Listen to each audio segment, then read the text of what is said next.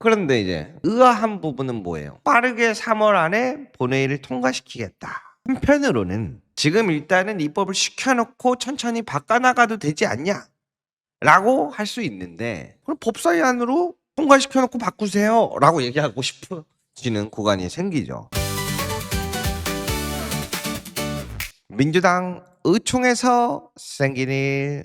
이 차안이 공개되기 직전에 우리 당에서 의총을 열어가지고 당론으로 의결한 게 맞아요. 그러니 일반인들 관점에서 보면 이제 그만 좀 해 할 수 있잖아요. 그런데 그때 그날의 당론 의결에 특이점이 있었어요. 1차보다 2차에서 많은 부분이 정리됐다는 거에서 사람들이 인정하고 이제 가도 되나? 그런데 전문적인 분들이 이거 문제가 있다라는 이견을 그 의총장에서 표출했어요. 그리고 더더욱이 정부안이 아직 공표도 안 됐는데 내부적으로 이제 지도부 중심으로는 보긴 봤습니다만 이 상태에서 당론을 정하는 게 맞나? 이때 우리가 비상한 결단을 한 거예요. 당정 간에 엇박자가 난다는 그런 오해를 받을 수 있다는 점. 수정 가능성을 열어놓고 당론 의결을 하는 이례적인 당론 의결 절차를 합니다. 근데 이제 이걸 두고 그때 수정 가능의 어떤 폭을 자꾸 수정 등의 아주 미세한 부분으로 한정했다고 그 해석이 다르구나. 이해하시는 분이 있지만 제가 이해하는 바로는 세세한 내용까지 우리가 토론할 수 없으니 세세한 내용에서는 전문적인 법사위와 또 책임져야 할 원내 지도부가 협의해서 수정한다라고 했어요. 미세와 세세는 하늘과 땅 차이입니다. 그리고 이 차안이 공개되기 직전에 우리 당에서 의총을 열어가지고 당론. What? 여러분 제가 얘기한 거 맞죠? 이상하다 이거. 의총 가가지고 왜 갑자기 거수를 통해서 정부와 선두를 사용해가지고 통과됐고 의견 표출도 법사위 전문적인 분이 법사위원들이거든요. 그 의견 표출도 3분. 딱 3분. 그리고 나서 궁금한 게 있거나 뭐 반발 있거나 하잖아요. 그러면 반론 제기할 시간도 없어. 급작스러운 통과. 저는 이거 자체가 조금 사람들이 신뢰할 수 있을까? 그 문제를 계속 제기해 왔는데 오늘 아침에 노종면 의원님께서 이러한 정황을 입증을 해주셨습니다. 그런데 제가 말씀드렸던 건 뭐였죠? 첫 번째가 아니다. 제가 계속해서 문제 제기에 대한 이야기를 했던 것은 처음이 아니다. 계속해서 법사위에서 준비했었던 안들이 사실상 거의 패싱당했다라고 제가 자꾸 표현하는 것이 바로 이런 이유입니다. 노종면 의원님이 그래도 민주당 의원님들을 좀 배려하는 차원에서 좀 더 살살 얘기하신 부분도 있는 것 같은데 제가 그때 느꼈던 분위기는요 살벌했습니다. 어느 정도였냐면은 막 법사위원들이 막 화가 이만큼 나가지고요 제 앞에서 걸어가는데 도저히 말을 못 붙이겠더라고. 그 정도였어요. 그리고 여러 가지 또 살펴볼 점들이 있는데 이 조정이라는 부분이 뭘까요? 정부안이 다 공표되기 전이고 필요한 부분들은 수정해 나갈 것이다. 근데 의총에서 거수기 투표해서 당론 결정되자마자 무슨 소리냐 우리 미세조정만 가능하다. 그 미세조정이 뭐였어요? 체계자구심사를 벗어나서 내용을 수정하면 안 된다는데 체계자구심사가 뭐예요? 법안이 나오는데 기존의 다른 법안들과 혹시 충돌하는 법안의 내용이 있는지를 확인하는 게 체계자구심사라고 생각하시면 편하시거든요. 그거를 제외하고는 안 된다라고 하는 것은 사실상 내용에 손을 대선 안 된다라고 하는 거거든요.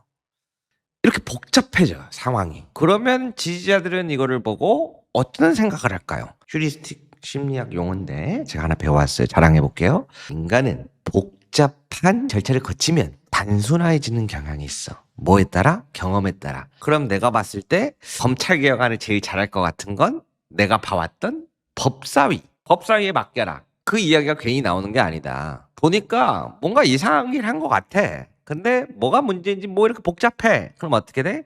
우리가 그동안 눈으로 봤고 귀로 들어왔던 법사위에 맡겨라라고 하는 게 그러한 부분에서 저는 작용하고 있다고 봐요. 그런데 이제 의아한 부분은 뭐예요? 빠르게 3월 안에 본회의를 통과시키겠다. 한편으로는 지금 일단은 입법을 시켜놓고 천천히 바꿔나가도 되지 않냐?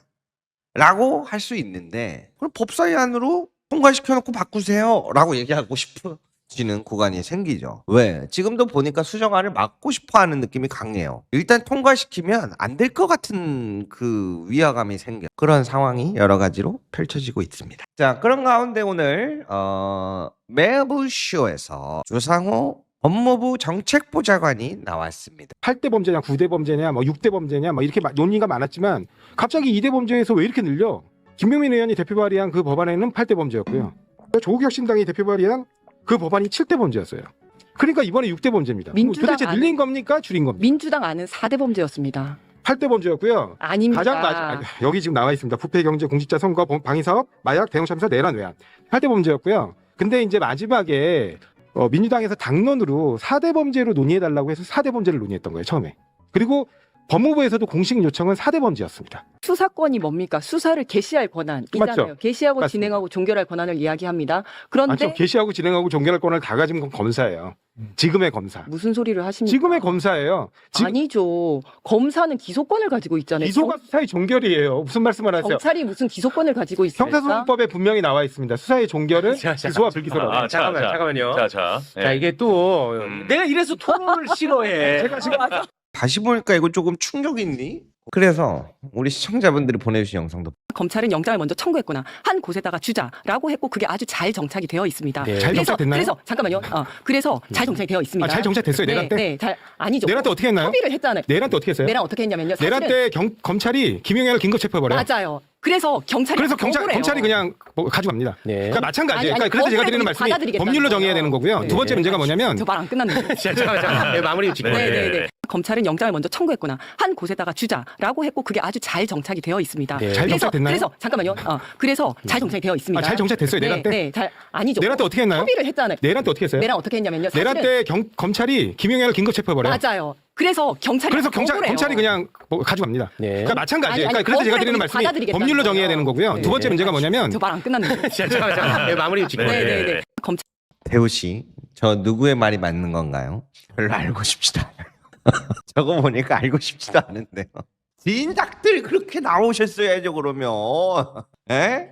아니 지금 통과시키지 말자. 아 이거 못 믿겠다. 지금 사람들이 막 불신이 막 일어나니까 나와서 수습하려고 하니까 안 되죠. 제가 다 기억하고 있는데 대부분 보안 수사권 난리 났을 때 그리고 요번에 나와가지고 검찰총장 명칭은 헌법에 적시돼 있어서 못 바꿉니다. 근데 그 이야기도 또 반대되는 주장을 본 게 있거든요. 사실 지금 경찰 개혁이 아니거든요. 검찰 개혁인데 항상 경찰을 어떻게 제어할 것인가, 견제할 것인가 얘기가 항상 나와요. 이 희한한 게 그러니까 내란의 핵심이 되는 그 집단을 어떻게 할 것인가 하는 논의가 방첩사에 대해서도 똑같이 이루어지고 있잖아요 지금. 근데 방첩사는 어떻게 하기로 했어요? 방첩사가 기존에 수사, 보안, 방첩 세 가지 기능을 하는데 네. 수사하고 보안은 다 떼서 지금 딴 데로 넘겨버리겠다. 맞습니다. 네. 너네는 방첩만 남겨서 이름도 안보정보원이라고 바꿔서 해라. 검찰 개혁하는 거 비슷해요. 니들 그동안에 기소, 수사, 집행까지 다 하던 거 이제 기소만 해라. 네. 그리고 간판을 공소청으로 바꿔라. 네. 이거 똑같거든. 그러니까 방첩사를 해체해서 다시는 내란을 못 일으키게 조직을 바꾸면서 기능을 분산시키는 거. 정치군인과 정치검사가 벌인 일들을 앞으로 반복하지 않기 위해서 우리가 어떻게 할 것인가를 똑같이 가고 있어요. 그렇습니다. 근데 왜 방첩사 해체하고 저기 하는 거에 대해서는 이게 시끄럽지가 않은 거예요. 그거에 대해서 아니 방첩사가 그렇게 하면 그럼 조사본부는 어떻게 믿어? 이런 말 나오는 거 봤습니까? 안 나오잖아. 그렇죠. 왜 검찰에 대해서만 이러는지를 아셔야 됩니다. 그만큼 이게 기득권이야. 기득권이고 뿌리가 깊은 거예요. 자, 제가 이걸 왜 보여드렸냐면 어떤 이야기도 지금 교차해요. 검찰총장 명칭 헌법에 있어서 이거 못 바꾼다. 근데 또 반대편에서는 충분히 가능하다. 그럼 판사는 어떻게 쓰냐? 헌법에는 법관으로 명시되어 있는데 판사라고 그냥 쓰지 않냐? 그러면서 이게 붙어버리죠. 그래서 저는 어떤 내용이 맞는지는 모르겠고 진작 이렇게 나와서 했으면 지금까지는 안 왔겠다라는 아쉬움은 좀 남습니다. 이번 주 금요일 날 토론 있죠? 수요일 날 어제죠? 엊그제 수요일 날 국회에서 검찰 TF팀과 관련해 가지고 토론회가 있었는데 수요일 금요일이라 그랬죠? 근데 이제 수요일 거는 이제 따로 진행이 됐나 봐요. 그거를 다녀오신 분이 보내주신 것 같아요. 수사기관 역량 강화를 위한 공청회 수요일 날 오후 2시에 인증부터 받고 시작합니다. 통평부터 다녀온 소감부터 말씀드리자면 검찰개혁 추진단과 자문위원회가 검찰개혁의 시각에서는 불필요한 조직이었다는 생각이 들게 됩니다. 윤창렬 검찰개혁 추진단장이 개회 말에서 정부와 당은 신설기관의 출범 일정을 고려해서 1단계로 우선 조직법을 먼저 마련하고 충분한 수리가 필요한 형사소송법은 그 다음 단계로 마련할 합의로 한 바 있습니다. 그래서 일부러 지금 빨리 통과시키려고 했던 것 같아요. 이에 따라서 정부는 당에서 의원총회 등을 통해서 마련한 의견을 대부분 반영해 지난 3월 3일 당정협의반에서 1단계를 국회에 제출했습니다. 라고 얘기한 거에서 뭔가 느낌이 이상하다라고 느꼈대요. 그래놓고 2단계 입법에 대해서는 보안수사권 폐지 예외적 필요 여부, 또 보안수사 요구권의 실질적 실효적 작동 방안을 포함하여 수사와 기소 분리 이후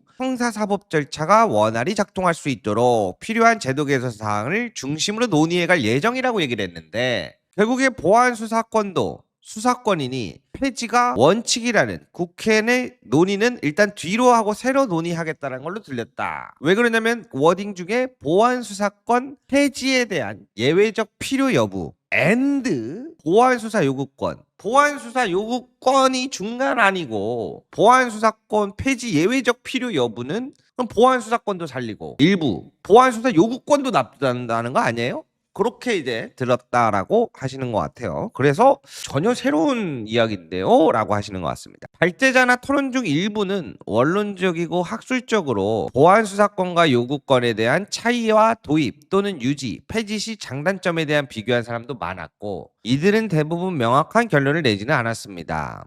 영국과 미국, 독일 등 비교 법적 분석을 한 사람도 있었는데 내용 자체는 주장하기 나름이니까 그럴 수 있다고 봤습니다. 근데요, 검찰개혁 추진단 자문위원회에서 위원으로 활동하는 토론자, 검찰개혁 추진단에서 보안수사의 필요성에 대한 얘기를 주로 하면서 검경 수사권 조정 이후에 경찰의 수사가 지연되는 문제가 심각하다며 통계를 들먹였는데 플로어 토론에서 한 경찰이 그 통계는 중간에 집계 방식이 바뀌었기 때문에 그 통계로는 비교할 수 없는 것이라고 반박을 했는데 통계 집계 방식이 바뀌었다고 하더라도 수사는 지연된다라는 논리로 반박을 하더라.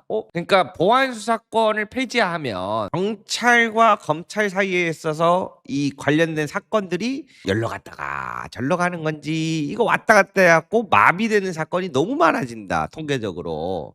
근데 이제 경찰 측에서는 야, 그 통계가 가져온 통계가 중간에 그 집계 방식이 달라지는 건 알고 계셔요? 아니 그렇다 하더라도 수사가 지연되는 건 맞지 않느냐 요렇게 서로 토론을 하고 있었다. 서로 자기가 맞다고 얘기했나 봐요. 아무튼 그 토론자는 보안수사 요구권이 전체 사건의 10% 정도인데 수사가 지연되는 중인데 보안수사권을 폐지하면 그 사건들이 보안수사 요구로 이어지면 절차가 마비될 것이다 라고 이야기를 했다. 마지막에 민주당 의원들이 하고 싶으면 하십시오. 근데 그 부작용에 대한 대책을 만들어야 하지 않냐. 부작용에 대한 대안이 없으니까 본인들이 하고 싶은 대로 못하는 거 아니냐. 논의를 이성적으로 해라 라고 했다고 합니다. 아무리 개인 자격으로 왔다고 하지만 이 검찰개혁 자문위원단 이거 말을 참 아주 그냥 고급지게 하시더라고. 민주당 의원들 하고 싶으면 하십시오.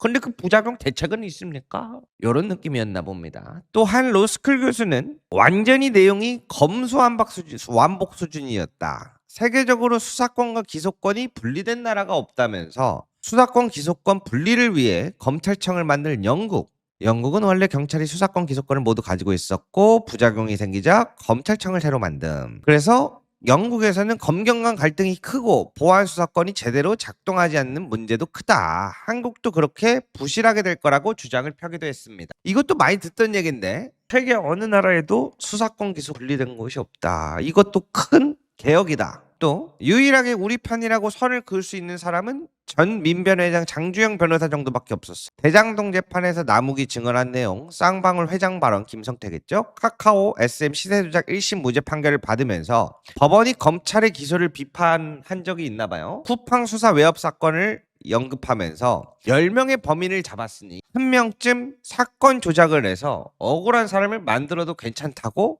저는 그렇게 용인 못한다라고 일가를 했다. 10개의 사건을 해결했으니 1명의 조작 수사는 괜찮다는 겁니까? 라고 그러면서 보안수사권이 필요하다는 논리는 그냥 검찰의 수사권이 필요하다는 논리와 다를 게 없다. 그냥 나는 개혁에 반대한다 하라고 보안수사권 없애면 범죄자 천국이 된다는 얘기는 노란봉투법을 통과시키면 파업 천국이 된다거나 국정원의 국내 수사권을 없애고 경찰로 이관하면 간첩이 천국이 된다는 수준의 공포 마케팅을 삼가야 한다라고 속이 뻥 뚫리게 얘기해줬다. 패널 구성을 어떻게 누가 한 건지 모르겠는데 나름 한 자리씩 한다는 사람들을 모아놨는데 토론 수준이 제가 보기엔 이 모양 이 꼴이었습니다. 공개된 장소에서도 대놓고 검찰개혁 반대한다고 말만 안 하지 문재인 정부 이전으로 돌아가는 수준의 말을 하면서 공포 마케팅을 펴는데 공개되지 않은 장소에서 이런 토론이 이루어졌다면 과연 어떤 정도의 토론이었을까? 무서울 정도였습니다. 라고 이렇게 인증을 남기셨어요.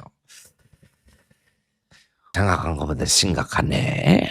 그리고 아까 말하려고 했던 노정면 의원의 페북글을 소개해드리자면 정부안 존중합니다. 당론 존중합니다. 그런데 왜 정부안을 수정하자고 하면 반정부 인사 취급을 당하죠? 아니 의총에서 당론안 결정할 때 수정을 전제로 얘기한 건데 왜 수정 이야기를 꺼내면 당론 거부자를 취급하시죠? 어이? 정부안에 반대하시는 분들도 입장 밝히고 비판하면 되는 거지. 정부안 지지자를 왜 검찰 끈앞으로 취급하죠? 논거를 바탕으로 이뤄져야 되는 토론에서 상대를 향한 일방적 규정과 적대감이 판을 칩니다. 저는 정부안에서 꼭 수정해야 할 부분이 있다고 판단합니다. 이번에 반영되어야 한다는 입장입니다. 특히 저보다 훨씬 깊게 알고 더 치열하게 노력해온 분들의 의견이 존중되기를 바랍니다. 그분들을 향해서 당론을 무시한다느니 그만 좀 하라느니 부당한 지적과 비본질적 요구에 타협할 수 없습니다. 그렇다고 정부안 지지 입장 자체에 대해 적대할 생각도 없습니다. 최종 결론이 날 때까지는 당 내부에서 더 토론하고 옳다고 생각하는 방향을 설득하겠습니다. 최종 결론이 나면 당 안으로 이를 받아들이면서 의미 있는 부분을 더 강화하고 미비한 부분을 보완할 수 있도록 노력하려고 합니다. 저희 의원실 보좌진은 제 이런 생각에 대해서 양쪽으로 다 공격받을 수 있다고 우려하면서 공개 입장 내는 것을 말립니다. 할 수 없습니다. 이게 제 입장인데 어떻게 숨기겠습니까? 그리고 양쪽이란 게 어디 있습니까? 생각과 입장이 다를 뿐 정말 있는지 의문이고 있더라도 극소수에 불과할 개파 관점에서 편을 가르고 쪽을 나눠 꿰어 맞추려고 하니 마음이 답답합니다. 중요한 건 뭐죠? 지금 당론 채택 과정과 그리고 수정해야 될 점들이 분명히 보이는데 수정에 대한 이야기를 꺼내면 어떻게 돼요? 적폐 취급을 받아요. 제가 계속해서 제기했었던 문제들 중에 일치하는 부분들이 생겼죠. 검찰개혁안 뒤에서 막 정부안에 막 손들고 막 강경파 막 이런 데 가가지고 막 발언하는데 똑바로 안 잡고 하지 마시고 차라리 이렇게 의견을 내주십시오. 오해도 안 받고 얼마나 좋아요. 자, 어이구, 네. 축하합니다. 파란색 당첨입니다.